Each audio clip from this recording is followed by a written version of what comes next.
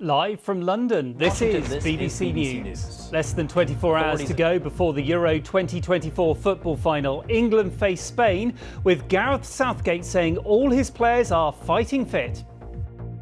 I'm not a believer in fairy tales, but I am a believer in dreams. And we've had big dreams. We've felt the need and the importance of that. But then, you have to make those things happen. In other news, Israel's Prime Minister Benjamin Netanyahu says it's not clear a deadly attack in Gaza against two top Hamas commanders was successful in killing them. The Hamas Health Ministry says at least 90 Palestinians were killed. A man is arrested on suspicion of murder after human remains are found in two suitcases on a bridge in Bristol. And Barbara Krejcikova is Wimbledon champion. The Czech player beats Italy's Jasmine Paolini to win the women's singles title for the first time.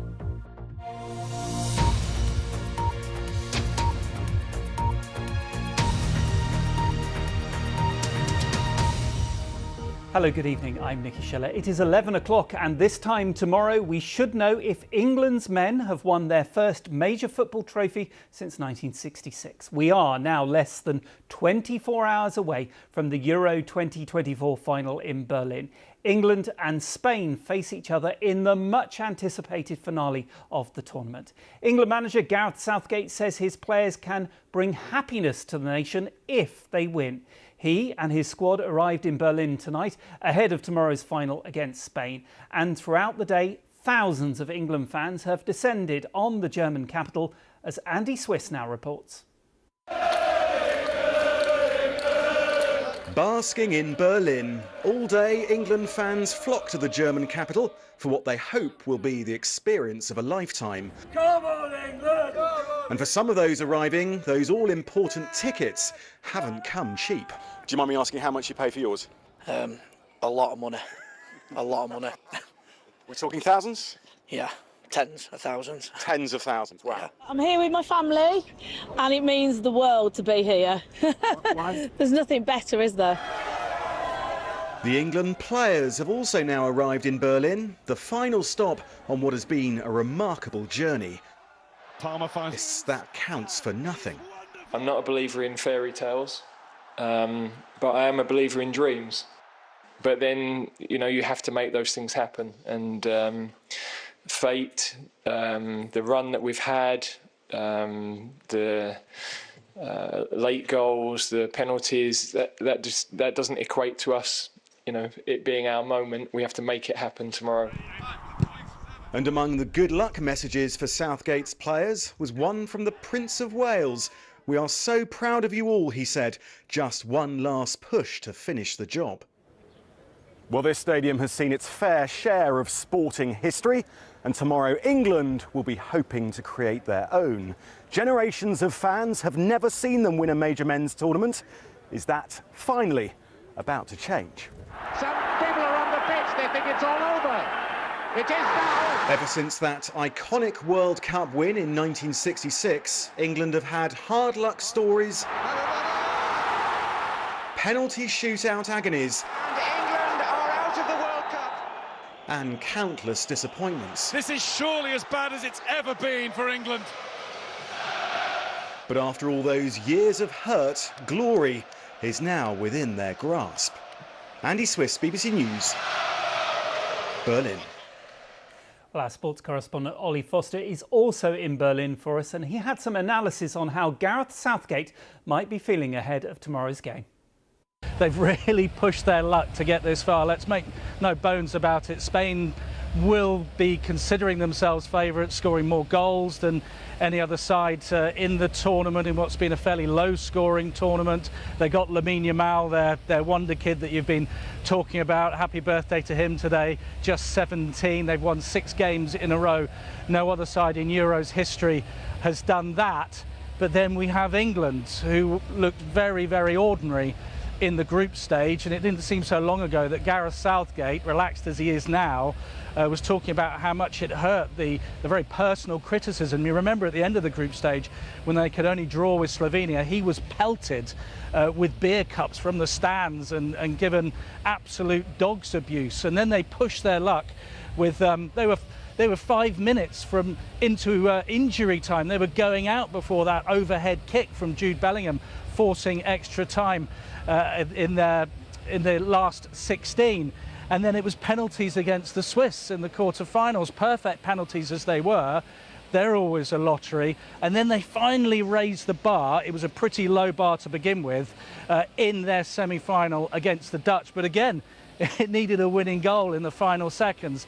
So as much as the Spanish have got the form, they've got the flair, they look absolutely terrific, England have got luck on their side. So if Gareth Southgate has got luck on his side, then of course he'll be feeling relaxed. He's somehow managed to get this team into another European Championship final, back-to-back finals now. So who knows, perhaps they feel that they have just got this charmed life here at these Euros, which is why the Spanish, they will be cautious. Ollie Foster in Berlin. Well, many England fans are on epic road trips to get to Germany to be part of the celebrations. Our reporter Harry Lowe is amongst them. We've arrived in the small German town of Beckham, no relation to the former England captain David. You can probably see the Autobahn behind me. You can probably also see that the sun is about to set some 13 and a half hours after I left my flat in northwest London this morning, and some 12 and a half hours after we set off from South London. We've had a very, very long journey. It's been one with some delays, particularly around the Folkestone area when we took the Eurotunnel from Folkestone to Calais late this morning. We were held up. There were some delays between the English border control and the French border control. We understand the reason for that is because the French border forces have introduced a new passport checking system, and that held a few people up. But there's absolutely no question that there are loads and loads of fans. You just heard from Ollie there mentioning that the head of the German policing in Berlin thinks that as many as 50,000 could make their way there. Well, let me tell you, many of the people travelling along with us so far today are travelling ticketless. So we're lucky enough that we have tickets in our group, but many, many more fans are travelling without a ticket.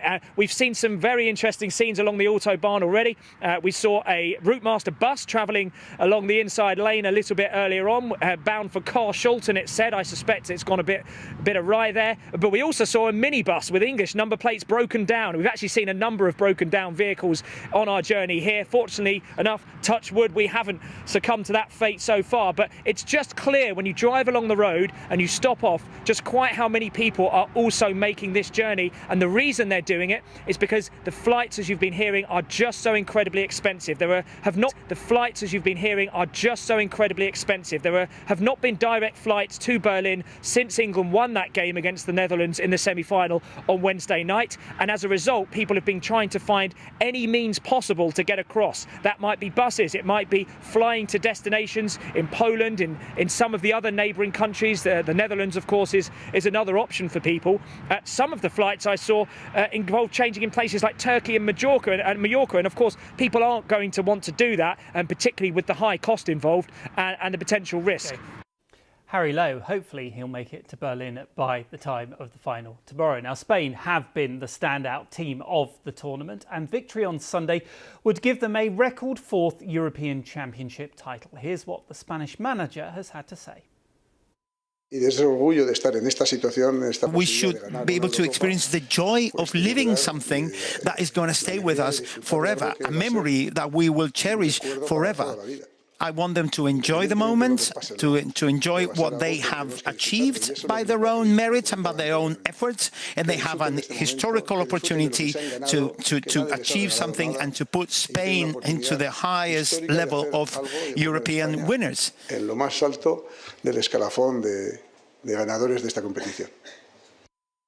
That's the Spanish manager. Well, we know in England there are going to be lots of watching parties tomorrow night. Is it the same in Spain? Well, Sergi Ficada is in Barcelona for us.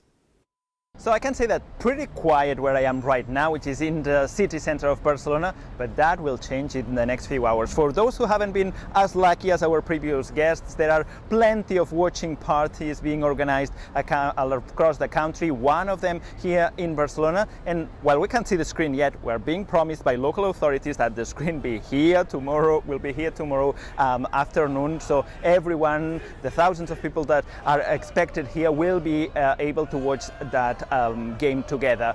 People here are excited, they're hopeful as well. Spain has had kind of like a tough competition, but in a good way. People praising their football, so they got rid of Italy, of France, of Germany, so they say, well, England is next. We can make it happen. And maybe they are pinning their hopes on their teenage superstar, Lamine Yamal, who is actually celebrating his 17th birthday today, isn't he? He is quite an amazing footballer for his age. Yeah, definitely. And many here in Barcelona are already familiar with him because obviously he plays for Barcelona. He's had a very successful season with Barca, but for many it was the first time that they saw him when this week he scored that amazing goal against France. So he's kind of like the icon of the team right now, and as you say, today turning 17, he's actually making headlines with that. You know, lots of newspaper today showing pictures of Lamine Yamal from when he was a kid here alongside another football star, Lionel Messi. Yeah, he's the one that everyone is talking about. Everyone is hoping that he will do a good performance tomorrow, and everyone kind of like likes his story, being very young, coming from kind of like a poor background, a poor neighborhood outside Barcelona. So yeah, he's kind of like the icon of this Euro Cup here in Barcelona, across Spain, but I would say even across Europe right now. Well, not all the fans in Spain are Spanish. Eamon McCarthy joined us from Benidorm, where, yes, English holidaymakers and expats are gearing up for tomorrow's match. We are in Spain, we're in Benidorm, so we're about 500 kilometres south of Barcelona, but I must say we haven't heard much Spanish since we've got here. If you can see just behind me, well, this is the Hotel California, but they are a British pub. We've got the Crown pub here, we've got an entire strip full of British tourists and British establishments. And now this time tomorrow, you can only imagine how packed it's going to be. So this street just here is going to be closed off to traffic, and all pubs, all clubs will need to serve everything in plastic glasses. So they're anticipating that it might get a little bit rowdy, but it's all a bit exciting, isn't it, Nicky? It does look fun with you. Have you had a chance to talk to many of the English fans? Are they optimistic? I think there is a bit of a quiet optimism. People don't want to jinx it, you know, like we remember very clear in the memory 3 years ago. So we certainly don't want to repeat of that. But there's a lot of people looking very excited. I've seen quite a few Three Lions shirts. You can see a lot of England flags behind me at hotels as well. They're draped from the balcony. So people are certainly very excited and feeling very positive about Gareth Southgate and his boys tomorrow. And of course, I assume it is actually a big boost money-wise for a lot of the pubs and establishments there, because a lot of people will be heading inside to watch the game and maybe having a few drinks, whether that be alcoholic or non-alcoholic. Absolutely. And Nicky, let's be real, I think it's going to be starting pretty early tomorrow morning. We've already seen a lot of signs for English breakfasts. Here, you can just hear behind us. What are they singing? Football's coming home, evidently, Nicky. If Benidorm is anything to believe, football is coming home. Are you going to give us a little rendition of It's Coming Home? You know what, Nicky? They've just left. I wouldn't want to continue, you know. Maybe tomorrow. Yes, indeed. I think probably if we come back to you this time tomorrow, there probably will be less sober people on those streets than there are at the moment. Absolutely. You can hold me. England! It's coming home. It's coming home. Nicky, it's coming home. Eamon McCarthy in Benidorm. You can read more from Gareth Southgate's news conference on the BBC Sport website and app. And a reminder that you can watch the final live on BBC One tomorrow night. And we will have all the build-up during the day here on BBC News.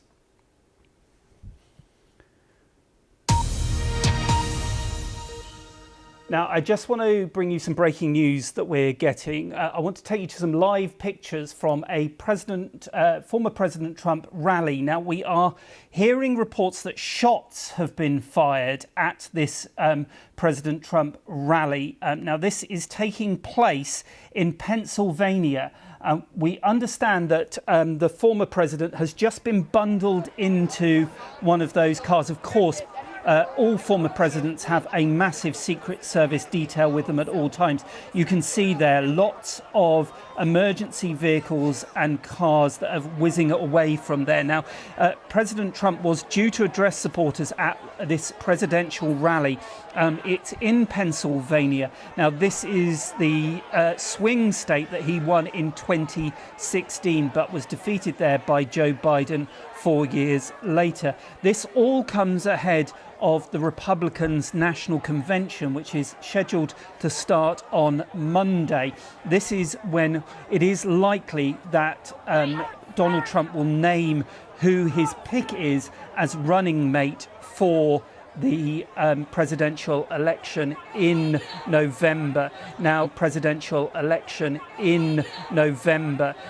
we understand that, as I said, Secret Service agents escorted him to a vehicle.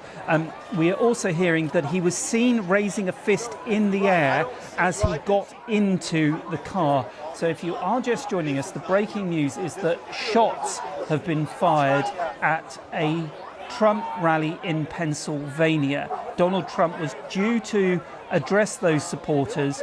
I'm not sure if he'd actually gone onto the stage or not at the time, but you can see that there is a lot of activity there from the security services, and they have taken former President Donald Trump away. Secret Service, of course, with Donald Trump at all times of the day, 24 hours a day, as with all former presidents and, of course, the current president, President Biden. You can see that the situation, the people there are quite calm. There's not a lot of panic at that rally at the moment. So it certainly hasn't been lots of people running. So the security services obviously jumped into operation very quick there. But President Trump, former President Trump, taken away from that rally in Pennsylvania by the security services, the Secret Service. We can see there that the crowd are quite calm. What I can now show you is the moment that this happened. So there he is on stage.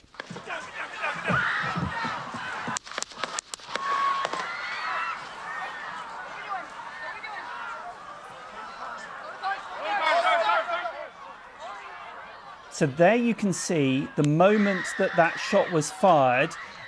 Donald Trump came to the ground and is surrounded by the security services that you can see there. What I am going to do now is we're going to cross live to our colleagues in Washington for the very latest on this, as shots have been fired at the Donald Trump rally in Pennsylvania. You can see the Secret Service and armed police coming up onto that stage. Let's cross to our colleagues in Washington. All of a sudden, from my left, we heard a bunch of shots and people started running towards us. So we just took off. People were, running, tripping, falling, and we just ran until we were across the street behind the building. Did you see anyone hit at all? No, but I spoke with my mom on the phone, and I think, from what I understand, they got him. I don't know. We can't confirm that at this stage at all. But could you tell where the shooting was coming from? Was it from the coming crowd or from outside of the crowd? I think it was like one of these buildings back here. Right. So you think it was coming from higher up, possibly? Behind the fences. Yeah. Okay. And what was the atmosphere like in the crowd at that moment when it started? Panic. Did people start running? Yeah. Right. And they were Very running upsetting. and tripping over each other, and yeah. Yeah. And do you know, did the police move in pretty quickly? From what I saw, yeah. There were police officers in the field, like right beyond the fence, and they took off immediately, so. Okay. And what's the situation in there now? You've just been there a few moments ago. What's the situation look like in there when you left? People are leaving. Right. I'm sure they got him off stage. Yeah. so I don't. Okay, Paige. I don't know. Well, you take care when you Thank and you. sorry you've had to witness that. So, Carl, the situation very, very unclear at the moment about what has happened. Someone mentioned, and we have no reason to back this up. We have no facts to back this up. That there may have been some snipers outside of the crowd. We don't know whether that's true or not. Someone else shouted as they went by. I think they got him, but we don't know any of those facts yet. We're waiting to see. A very, very confused situation. But it does seem very clear that at Donald Trump's final rally before the Royal Republican National Convention, there does seem to have been some kind of pretty serious shooting incident here. And the crowds, the speech has stopped, Donald Trump is off stage, the police and the military are involved, and people are leaving the scene, and everyone is obviously clearly very worried about what's happening. Gary, I was able to see, we were watching, of course, as these things played out. We had a live shot of your camera. We were able to see you sort of taking cover. I just want to ask you, what did you hear when you were there? How loud were those shots? Did you have a sense of kind of what was happening? You were outside, we should say, of that actual rally. Yeah, I mean, it's difficult to say. I was standing sort of with the rally sort of ahead of me to the left, and I could hear the shots happening. Have some respect. I could hear the shots happening. Excuse me, ma'am. Excuse me. Have some Excuse respect. Me, we're telling There's people that lost lives. Have some respect. We're telling the public what's happening. They have a right to know. Have some respect. The public have a right to know what's happening. We have respect. People have a right to know. Okay. So what I heard, Carl, was probably a couple of 100 meters away, a rapid number of shots, possibly 6 or 8 shots. It's difficult to tell the number, but it was clearly gunfire. And that's all we know at this stage. We don't know. Clearly there may well have been people injured. Clearly the speech has stopped. Donald Trump has been taken off stage. But the facts are very, very unclear at the moment. Gary, stay with us here. I just want to bring our audience a bit more information that we're getting in, and this is coming from the AFP news agency. It says that Donald Trump was seen with blood on his ear as he was removed from the rally stage. It doesn't mean that we know that, of course, he was struck by any gunfire. That could have been, we saw that moment that the president went down to the stage. That could have been from that moment. Again, that report coming in from the AFP news agency. And just to bring our viewers up to date, this is just developing at a rally in Pennsylvania. This is a Trump rally where we have heard reports from Reuters that shots have been fired. We heard there from our correspondent, Gary O'Donoghue, that he was able to hear those shots. Bystanders also hearing several shots fired. And I believe we can see that moment now when this all took place. Let's take a look at that. Take a look at what happened.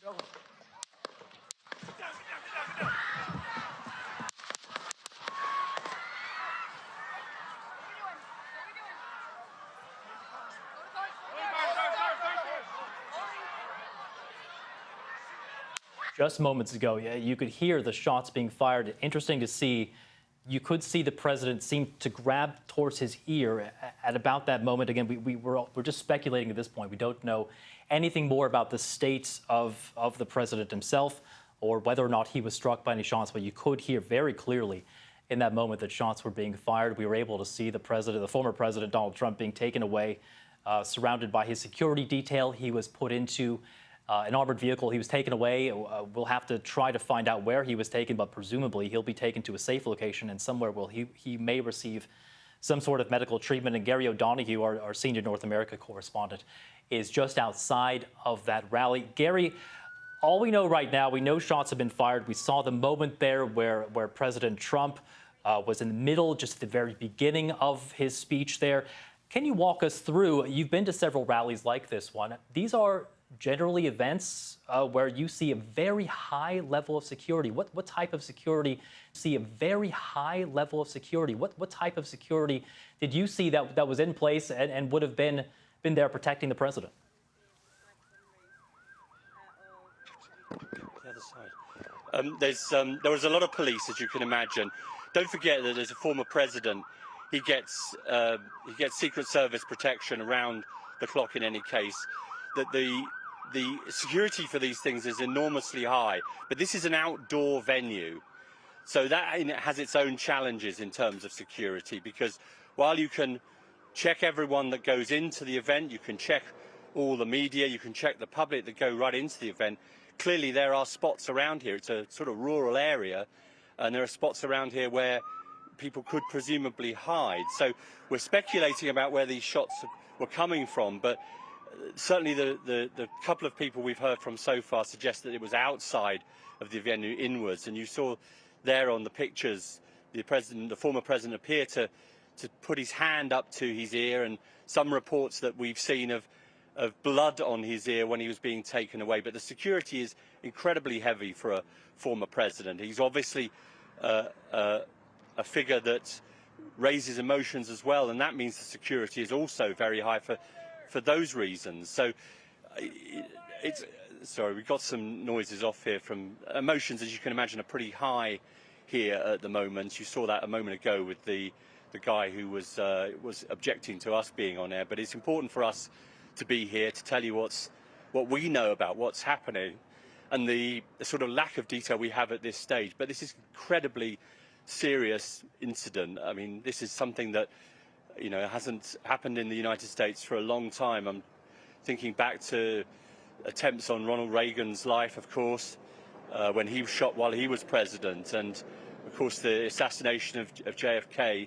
This is something that is one of those kind of moments where you have to sort of take a breath and try and work out what's happening, and the details will come in time, I'm sure, and we will learn what happened with those shots. But what I can confirm to you, Carl, is that while we were on air, just a few hundred meters away from the rally itself, while we were broadcasting on the BBC World Service, there were at least half a dozen, possibly more shots fired away to sort of behind me where I was standing. In rapid succession, those shots. They were clearly gunshots, and that's, I'm afraid, when myself and my cameraman Sam and my producer, I know, that's when we hit the deck. Yeah, Gary O'Donoghue, our senior North America correspondent, stay with us there if you can. I just want to again bring our viewers up to date if you're just joining us. We have reports, and we've seen there on the video, or Gary witnessing that as well, hearing those shots fired, several shots in rapid succession at a campaign rally. This was in the state of Pennsylvania near the city of Pittsburgh, a very crowded outdoor rally. Several thousands of people were there. This is a rally that had just begun when the president, or former president, Donald Trump, began speaking. We're going to show you that moment once again when those shots rang out. A warning, this may be disturbing for some, but let's just take a look again at that moment when those shots were fired. Take a look at what happened.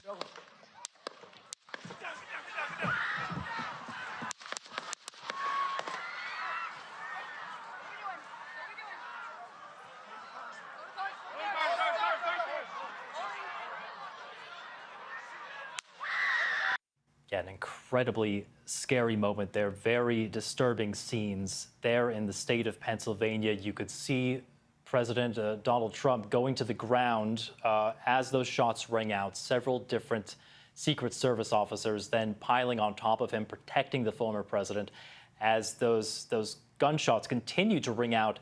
There will be some speculation because it's potentially visible to see on that video the Donald Trump grasping for his ear, and we're getting reports from the AFP news agency that Trump was seen with blood on his ear as he was being removed from the rally stage. We were able to see then, as we dipped in live, the former president being led away by his security detail, being put into an armored vehicle, being driven away. He was conscious, he was on his 2 feet. In fact, he was holding his fist up in the air to his supporters. But a very scary moment, a very dramatic moment there at this rally. Thousands of people were obviously in attendance there. We have Gary O'Donoghue on the scene. He's outside of where this campaign event was taking place. And I believe he's with someone who can tell us a bit more about what might have happened, an eyewitness there. Gary, what more do you have? Yeah, Carl, we're just hearing a lot of sirens at the moment, as you can imagine, a lot of confusion. But I do have with me Theo, who was actually inside the rally at the time. Tell us what you saw, what you heard. Sure. I was about 50 feet from the president, and I noticed 3 shots were fired. I saw white smoke, and then, of course, everyone was very panicked and went down immediately. I saw that there was a large speaker which fell immediately, and then suddenly all over the president were Secret Service, etc. Everyone was very scared, and I saw someone being rushed to an ambulance just a few feet away from me. Someone from the crowd? Yes, I believe so. Right. Did you get any impression of where the shots were coming from? I think that they were coming from that building right there, or something near there. Right. That's where you heard the sound coming from. That's right. And that's outside the perimeter of the event itself, right? That's right. It's outside the perimeter. Right. And what did you do when you heard the shots? Well, I just sort of collapsed onto the ground and hid. But there were so many rumors. People were saying that President Trump was hit in the ear. People were afraid that President Trump was being pulled off to the ambulance. There was a lot of chaos, and we don't know what's going on. But you saw at least one person being taken to an ambulance? I did. Okay. And what was the atmosphere like in there when the shooting started? Well, it was very chaotic, and everyone just sort of stopped and hid and hunkered down. Some people were trying to run, some people were just staying still, but everyone was very afraid. Okay. And it must have been incredibly scary for you. It was, yeah. Right. Because you came here because you're a supporter of the president? That's right. That's right. Right. And you can't imagine this sort of thing? I was not expecting to be shot at today, no. No. And what are you going to go home now and try and relax a bit? And I hope so. I hope I can just sit down and relax and take the edge off. Okay, Theo. Well, we're sorry you were inside to witness this, and we're sorry that it was such a shock for you, but thanks for speaking to BBC News. You're welcome. Okay. So you can hear it must have been an incredibly traumatic incident inside for those. I mean, it was scary, Carl, for us out here, and we're several hundred meters away when we heard that shooting start. And for those, and you heard Theo there saying he was about 50 feet from the president when the shooting started. Some indications he felt that the shooting had come from a building outside the perimeter. We'd heard that from someone else as well, again, unconfirmed reports. And of course, the sort of volley of gunshots could have been responding fire as well. There are people who protect former presidents and high-value targets like that who stand at these events, and they don't look inwards, they look outwards. They look all the way outwards to see what's going on, and they're ready to respond. So some of that shooting could have been fire in response to what was coming in. At the moment, we just don't know, but you're seeing those same reports that we are, that the former president, may have been taken away, that there may have been some blood seen around his ear. We just don't know any detail at the moment, but the event wrapped up very quickly and people have been streaming out ever since, and the sirens have been going. There's a chopper just gone overhead here too. There's a chopper just gone overhead here too. A very confused situation, but an incredibly serious situation. Yeah, and Gary, we're looking at live pictures now of that event. Just minutes ago was filled with thousands of people, now nearly completely abandoned. You can see those empty chairs there. We're now getting a shot of helicopters, of course, on the scene. Gary, interesting to hear that eyewitness also mentioning that a speaker might have fallen on stage as those shots rang out, that other people did witness the president grabbing his ear. We have those reports coming in from several news agencies that there was blood spotted on the ear of the former president as well. Again, if you're just joining us, shots have been reported, ringing out several shots at a campaign event in Butler, Pennsylvania. That's a city near Pittsburgh in the swing state. We have that moment for you. We're going to show it again. But again, this is something that really was a very scary moment, could be disturbing for some. Several shots ringing out as former President Donald Trump took to the stage there in Pennsylvania for this rally.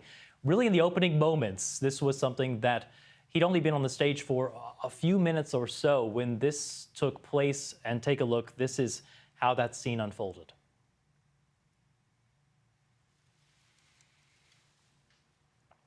We don't have the tape. We will bring that to you as soon as we can. That was, again, just moments ago. You can see now security continuing to comb the event here. There is some speculation, and that's all it is right now, from some eyewitnesses that given where the sounds of the gunshots appear to be coming from, that these could have been shots from outside of the event. As Gary was explaining to us, these sorts of campaign rallies involving presidents or former presidents are swarming with secret security. They're very secure areas, so it could be possible that any sorts of shots that had been fired might have been outside the venue. We just don't know at this point. We do now have that moment for you. We can show you again. This is a disturbing moment as those shots were fired at a campaign event in Pennsylvania featuring the former president, Donald Trump. Let's take a look. Take a look at what happened.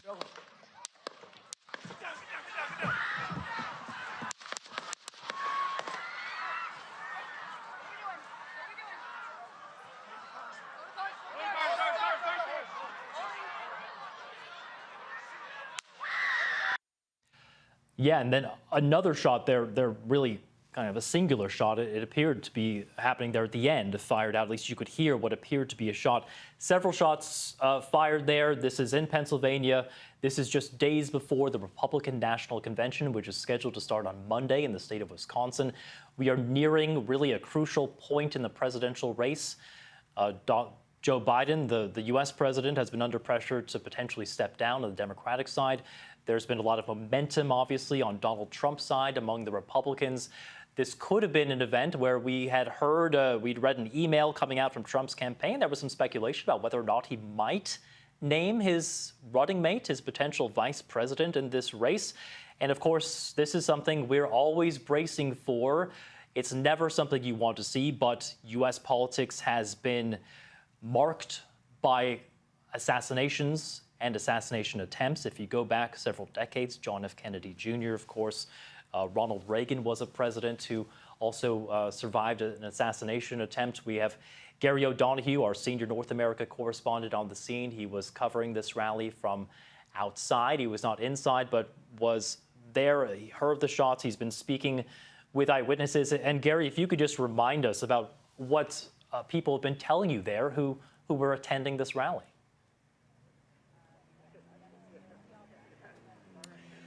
Yeah, Carl, it was about 10 minutes into Donald Trump's speech, and he was talking about immigration, and then we were actually live on air at the time, and we were talking to our colleagues at the BBC World Service, and we heard the shots.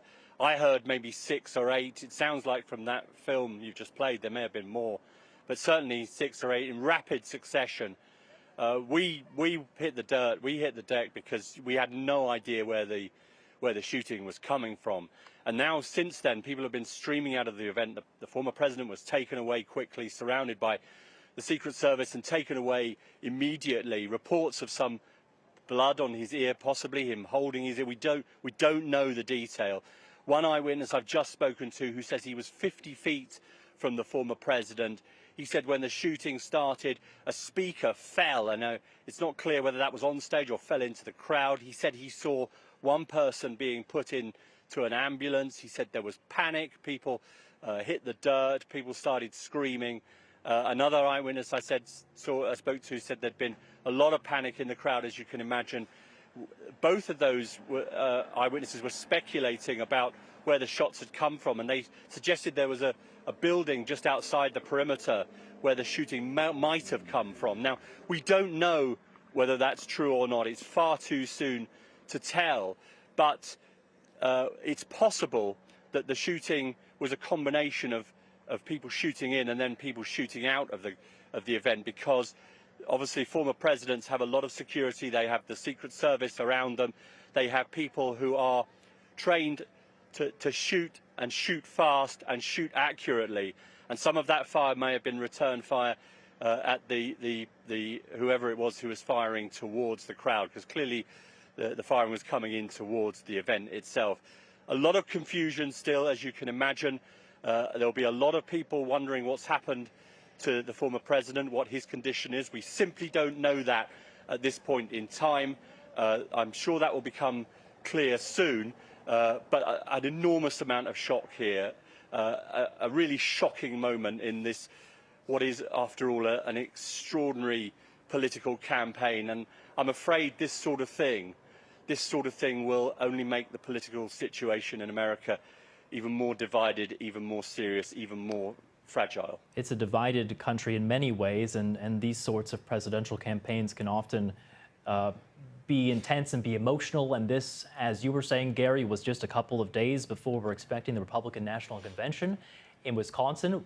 It's, of course, speculation, but you'd have to wonder what that might mean for that event, which is scheduled to begin on Monday. You were mentioning, Gary, we don't know the condition right now of Donald Trump. What we were able to see was he was ushered by a large group of Secret Service agents into a vehicle. He was driven away, and while he was being put into that car, he was on his own 2 feet, and he was motioning to the crowd. He was holding his fist up.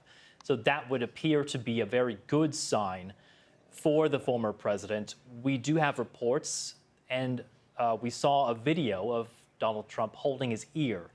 That was when shots were being fired. There are reports that blood was spotted on his ear.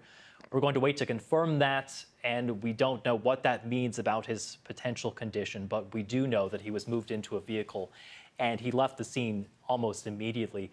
Gary, I think it's worth just reminding our viewers, as you were there outside this large campaign event, one of the last ones before Wisconsin and before that RNC event, about the kind of security that is typically there, Gary, if we can still keep you there, if you don't mind. But these kinds of events,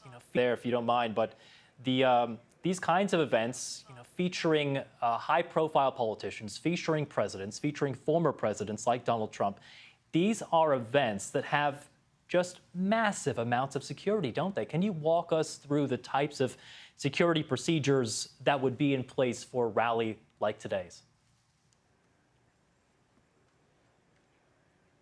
Well, people have to show up at these things hours and hours in advance. The media has to show up hours in advance, those who want to be inside. We weren't allowed inside this rally. That's why we're outside. We didn't get credentialed for this rally. So if you want to go in, you have to take your equipment in hours and hours before. You then have to leave it all there. The Secret Service then do what they call a sweep, which is that they check everything that's inside already, and then they let the media back in, they let the crowds back in. The crowds have been coming in really for the last 4 or 5 hours, and they're checked and they go through magnometers, their bags are checked. It's incredibly tight, the security, always at these rallies, particularly for former presidents, but for all political candidates. But of course, this one is outdoors. This is in a sort of show field for farm shows, and this is a rural part of western Pennsylvania. We're about 30 miles or so north of Pittsburgh. This is a rural community. It's very much Donald Trump territory. He won this county by two-thirds. Got two-thirds of the vote back in 2020 in this county. These are, if you like, his people. And so the shock will be that someone got close enough, seemingly got close enough, to take some shots at the crowd or at the former president. We just don't know. I have to say the emotions are extraordinary here. I'm going to say something now which will be shocking, but I think it's worth knowing. So please prepare yourself for this. Just a moment ago, a guy walked past and said, "They fired first, this is fucking war." And that is the problem you've got, that this will be incredibly divisive. This will upend this political campaign in ways we cannot even imagine at this stage, and that's before we even know the condition of the former president. Gary O'Donoghue, our senior North America correspondent, will be coming back to you shortly, and you're absolutely right. This is certain to have some big impacts, of course, on this campaign. We want to turn now to the states of Donald Trump. We have a picture we can show you. This was taken by a photographer. This is the face of Donald Trump. You can see there a fairly graphic image. It appears to be blood on Donald Trump's face. You can see his ear, his right ear, is covered in blood. And this appears to be in those moments. You can see Secret Service agents on either side of Donald Trump when those shots had just rung out. We saw Donald Trump come down to the ground. There's been speculation about where that blood came from, whether that was from the moment he came down to the ground or whether he was struck by a bullet. But this appears to show, obviously, blood on the ear of Donald Trump. And we saw in the video of that moment when the shots were fired that he did grab for his ear. This is just speculation, but putting those two facts together, it would appear that the former president might have been struck by one of those shots. We're going to have to wait to get that information confirmed. I want to turn now to an eyewitness. This is someone who Gary O'Donoghue, our senior North America correspondent, was speaking to earlier. Again, several thousand people at that rally. Many people heard, potentially saw what took place. We want to now play for you what one of those eyewitnesses told Gary O'Donoghue just moments ago. I was about 50 feet from the president, and I noticed 3 shots were fired. I saw white smoke, and then, of course, everyone was very panicked and went down immediately. I saw that there was a large speaker which fell immediately, and then suddenly all over the president were Secret Service, etc. Everyone was very scared, and I saw someone being rushed to an ambulance just a few feet away from me. Someone from the crowd? Yes, I believe so. Right. Did you get any impression of where the shots were coming from? I think that they were coming from that building right there, or something near there. Right. That's where you heard the sound coming from. That's right. And that's outside the perimeter of the event itself, right? That's right. It's outside the perimeter. Right. And what did you do when you heard the shots? Well, I just sort of collapsed onto the ground and hid. But there were so many rumors. People were saying that President Trump was hit in the ear. People were afraid that President Trump was being pulled off to the ambulance. It was a lot of chaos, and we don't know what's going on. But you saw at least one person being taken to an ambulance? I did. Okay. And what was the atmosphere like in there when the shooting started? Well, it was very chaotic, and everyone just sort of stopped and hid and hunkered down. Some people were trying to run, some people were just staying still, but everyone was very afraid. Okay. And it must have been incredibly scary for you.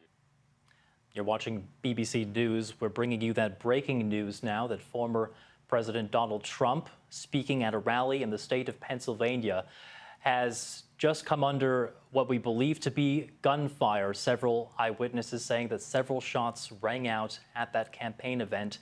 Just a few moments ago, we were able to see the former president then going to the ground, being surrounded by Secret Service agents. We're just getting this in now from the U.S. Secret Service themselves, saying that this is now an active investigation. Again, several shots fired at a campaign event in Pennsylvania, where the former U.S. President Donald Trump was speaking just minutes into his opening address to thousands of supporters at this outdoor rally. Shots rang out, and that obviously interrupted that entire proceeding. We saw chaos erupting there. We've been hearing from eyewitnesses. We've been piecing together what happened. We'll bring you all the developments as we get them. We want to first now show you that moment. Again, this is a disturbing moment when those shots were fired at this campaign rally. Let's take a listen. Take a look at what happened.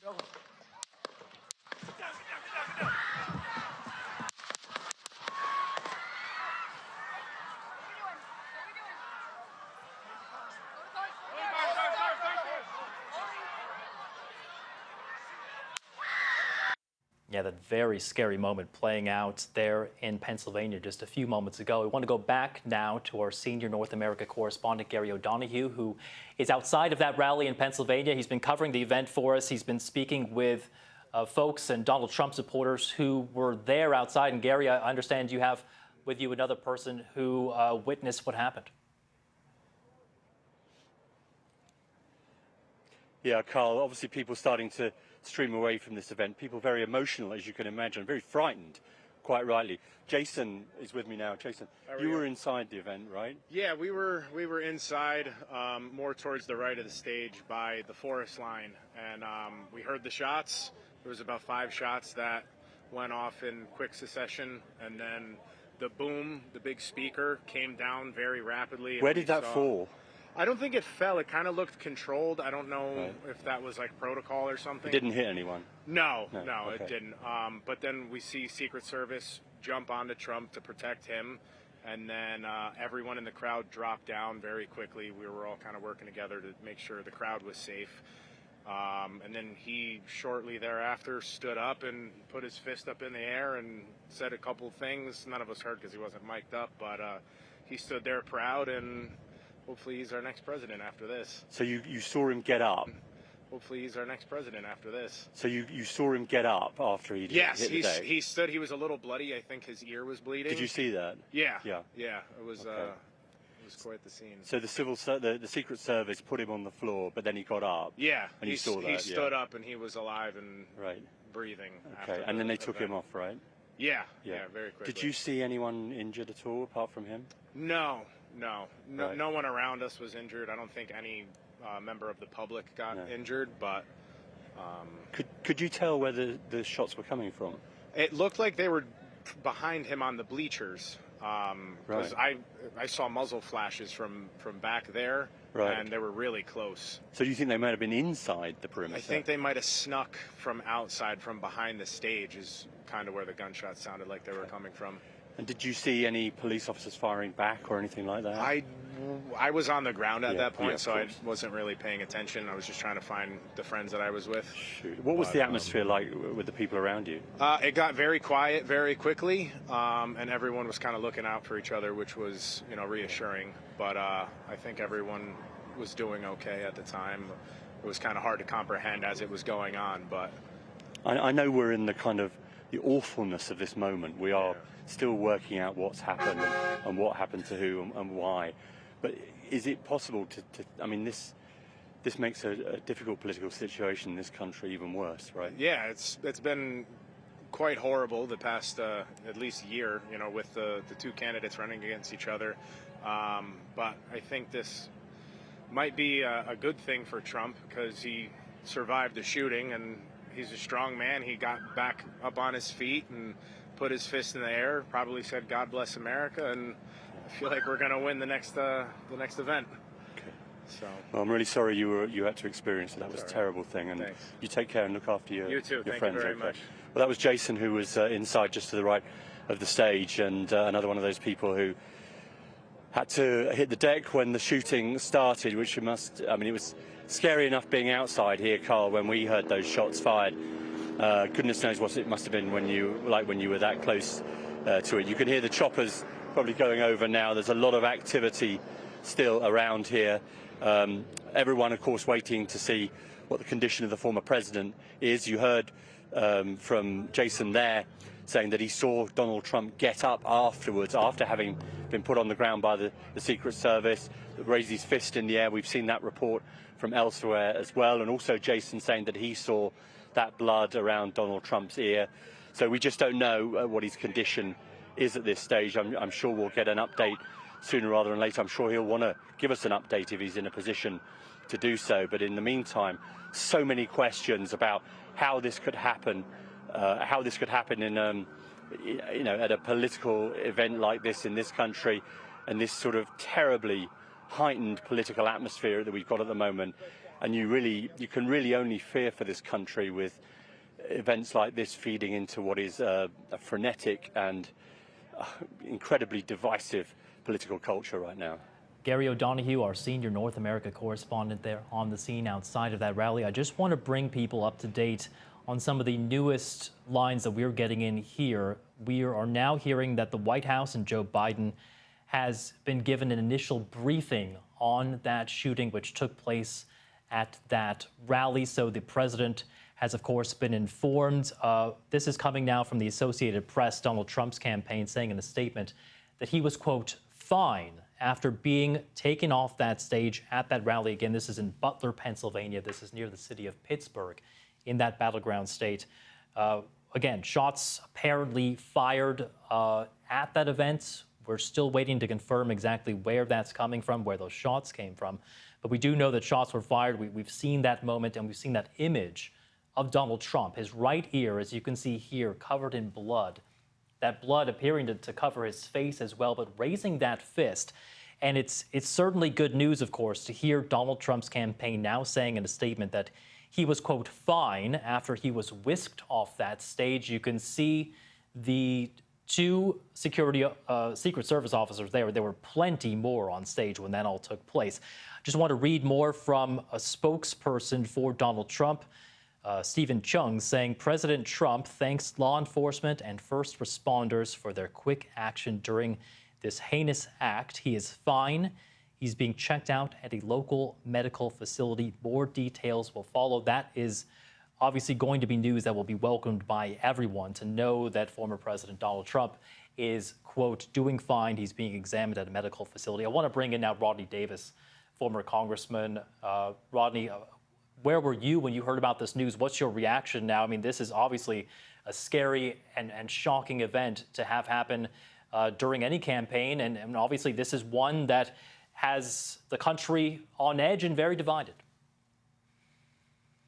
You know, it certainly does. And you asked me where I was right here sitting in my garage when I got a call from one of your producers that said this happened. So I went online and saw what had happened.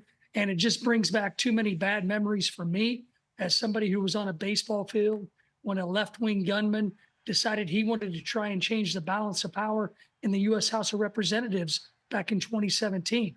I'm so glad President Trump is fine, as according to his campaign. I'm so glad he was able to get up. I certainly hope that no one perished, but I also certainly hope that the gunman was taken down, taken into custody, and make sure that we hold him or her accountable to the fullest extent of the law. You mentioned, of course, that there have been shootings in the past in the U.S., politically motivated shootings, targeting sitting or former politicians. This is a country that sadly does have a history of that. There are many countries that have a history of violence, and violence is violence, no matter no matter what method is used to inflict that violence. I personally witnessed being fired at. It's the most terrifying experience that I have ever had, and I don't wish it upon anyone, especially when you have a gunman like that day who was screaming healthcare while he tried to kill me and my Republican friends because he disagreed with our attempt to actually fix a broken healthcare system. I also witnessed right-wing violence on January 6th as I was evacuated off of the House floor. And violence should not, in America, have a red shirt and a blue shirt. It should not have a political shirt anywhere in the world. And what we're witnessing today is another act of violence that needs to be condemned. And regardless of whether or not you like, respect, or are going to vote for President Trump or President Biden, violence should be condemned regardless of political affiliation. And of course, we should say we're still working to piece together what exactly took place, who might have fired shots, whether or not this was politically motivated or not. So at this point, we do not know who the shooter was, whether they were targeting the president or the former president, but it certainly appears to be something that may have been politically motivated. We're going to have to wait and see exactly what took place.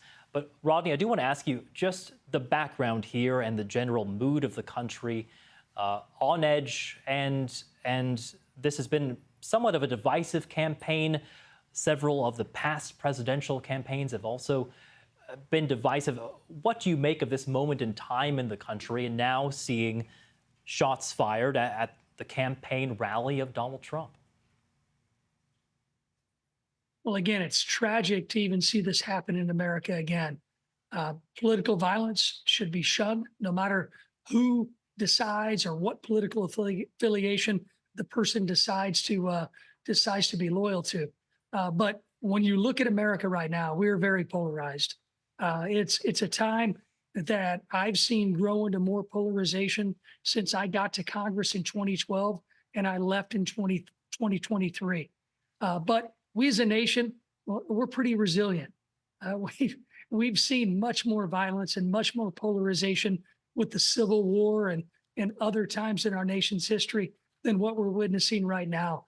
And I certainly hope it's a time for the American people, Republicans like me and Democrats like many of my friends, to come together and say enough is enough.